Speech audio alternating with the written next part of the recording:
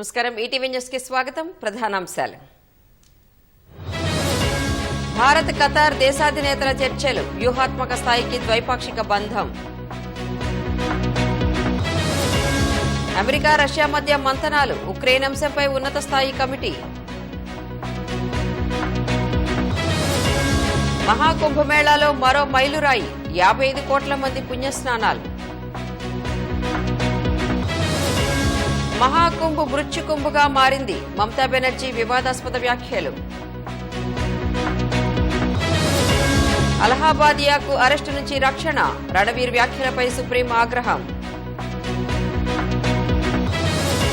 గుజరాత్ స్థానిక సంస్థల ఎన్నికల్లో బీజేపీ హవా, 68 మున్సిపాలిటీలో 60 చోట్ల విజయం. తాగునీరు వృధా చేస్తే కఠిన చర్యలు, బెంగళూరులో 5,000 రూపాయల జరిమానా. రేపటి నుంచి ఛాంపియన్స్ ట్రోఫీ, తొలి మ్యాచ్లో పాక్ న్యూజిలాండ్ ఢీ.